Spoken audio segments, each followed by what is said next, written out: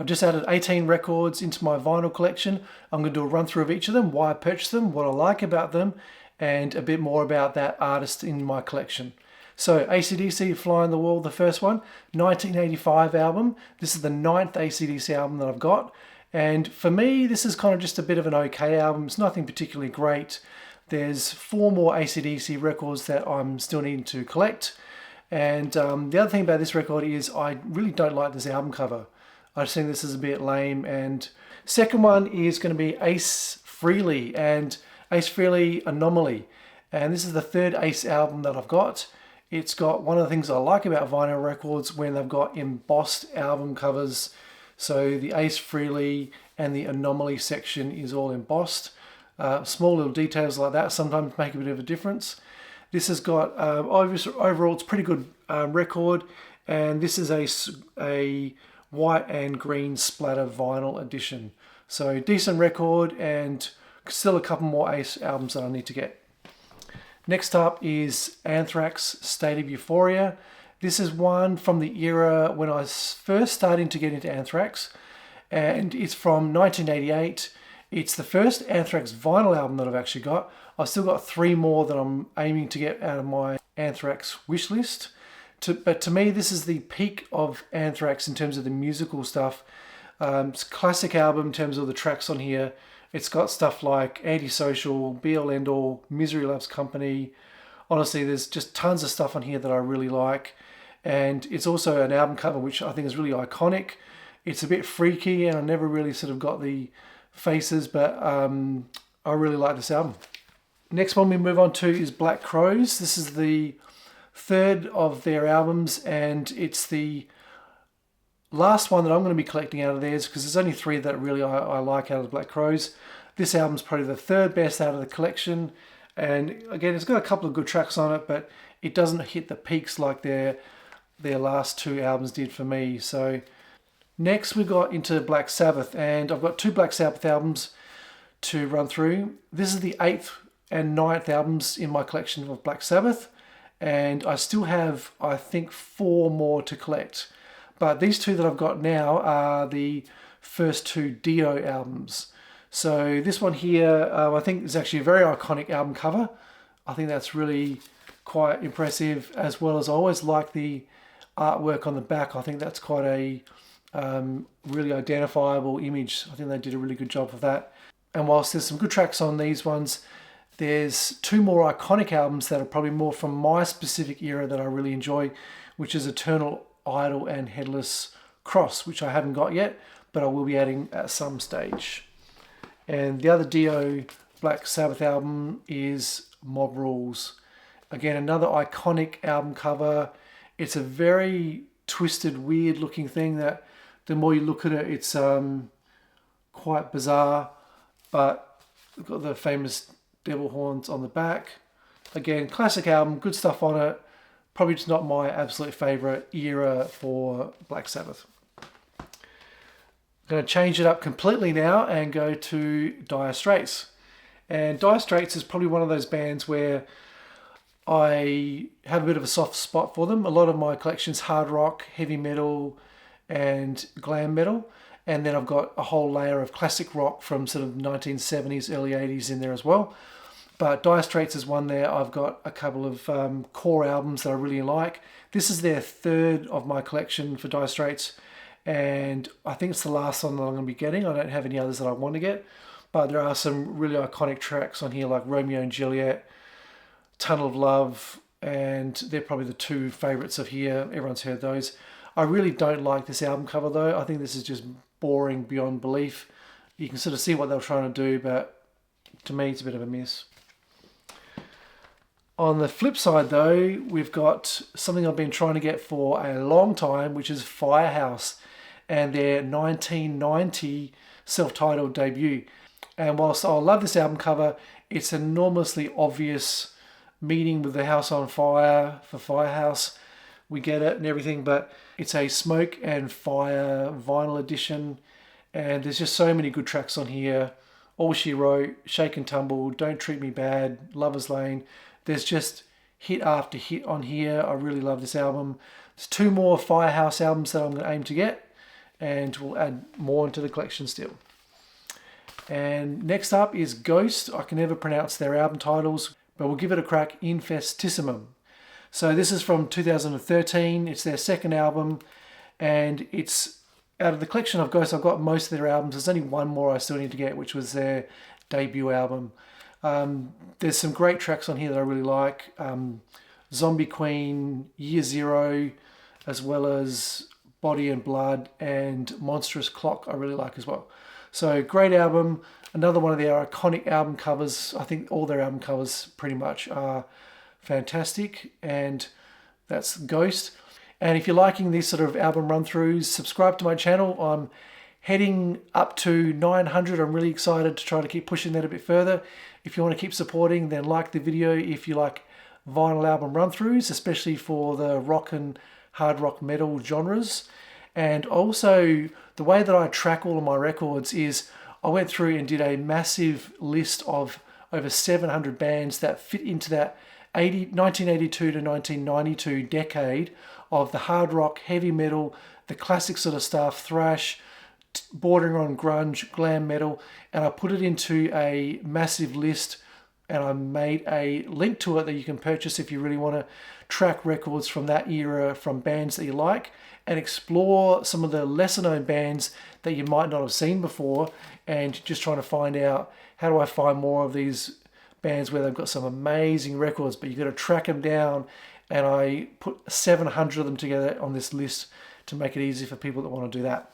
So next up is Kiss Revenge. Kiss is one of those bands for me where, whilst I've got a lot of Kiss records, there's a time where I don't go past. And this is the last album where 1992's Revenge, I don't collect after 1992 for Kiss. Even this is sort of a bit borderline for me. There's some good tracks on here, no doubt. There's a couple that I really like, but it's starting to get a little bit into the territory where I'm not following it after that point. There's still 2 records for Kiss that I still need to get, unbelievably, which is Alive 2 and Hot in the Shade. So I like this album cover. I think that's actually really iconic as well. But I hate that picture on the back with these long jackets that they look ridiculous in. But I guess that's Kiss in every era. They've gone full in on the costumes and the get up, so I guess you got to buy into it as a Kiss fan. Next we have Led Zeppelin and Coda. This is the last Led Zeppelin album I needed to get. It also touches into that embossed look on the front with the Coda letters. This sort of album, it's borderline for me. It wraps up my Led Zeppelin collection. I've got 9 in total, and now that's the last one I'll be getting. It's not a great album in terms of me compared to the rest of their catalogue, but how can you not get it if you're trying to establish yourself with a big, broad collection? But the next one is a bit of a banger, and that's Megadeth. And this is the 1986 album, Peace Sells, But Who's Buying? Now, Megadeth, this is only the second Megadeth album I have in my collection, but there's 4 more that I will be getting. So I do really like Megadeth and this sort of era, especially in that sort of 1980s, early 90s. That's, for me, where it's all about. I love the album artwork on here, and there's just some fantastic tracks on here. Multiple, and it's an all-up. It's one of those sort of real short albums. Get in, load the tracks with hits, and then it just ends, and you don't need more than that. The next one, completely different though, Nirvana and 1993's In Utero. So for me, I'm a bit of a, I was a Nirvana fan when they first came out, but I do struggle when we now get into the era when kids today, if you ask them who's Nirvana, they say, is that the t-shirt brand? And I kind of like really think that's quite sad in terms of what their music was trying to do at the start when they came out versus what they kind of represent now. And it's so poles apart that it's really just a shame in some ways. It's the second Nirvana album I've got, obviously after the main one that everyone knows.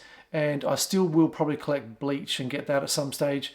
This overall is a decent album. It's not anywhere near, for me, as good as the last one before it, but still good enough that it's worth a listen. But it's tinged with that kind of what Nirvana did to the hair metal stuff. I struggle with that a little bit as well, but that's another story. So let's go a bit back into a bit of a classic rock now, and we're going to go into Queen. Queen's 1977 album, News of the World. This is the 6th album of Queen that I've got, but I've still got 4 more to get. I feel like every haul I do, I have at least 1 or 2 Queen albums, and I've still got more to get. This one, the artwork, I never really looked at until recently. Like when you sort of look at it closely, it's pretty interesting. I think they've got some really good artwork in terms of their covers. And this, whilst there's a couple of mega hits on it, there's also a couple of other ones that are sort of just mid-level stuff. So overall, I think it's a decent album. Not one of their absolute peaks, but one that I absolutely wanted to get into my collection. So let's change it up now for Saxon's 1984 album, Crusader. Saxon's a band where, even though I was like mega into a lot of hard rock and heavy metal stuff back in the late 80s, Saxon was a band where I had sort of maybe 1 or 2 albums, certainly knew a couple of their bigger hits, but I never really went back into their full collection. And more recently, I did go back, listen through everything, and now sort of working through which albums I'm collecting. And whilst this is the 4th album of Saxon that I've now got, I've still got 7 more to collect. So this is a really good album in terms of the tracks though. Sailing to America, probably Do It All For You, and Run For Your Lives, probably my 3 favourite tracks off here. Great album, and happy to have that in my collection. So let's move on to UFOs. Another one of those bands where I've been collecting a lot more of recently than I ever sort of listened to at the time. This is the album from 1976, and it's the 7th UFO album I've got. But again, I keep buying UFO albums, and I've still got 6 more that I still need to collect and add to the collection. It's another one with Schenker on it, so there's no doubt some great riffs and tracks on here.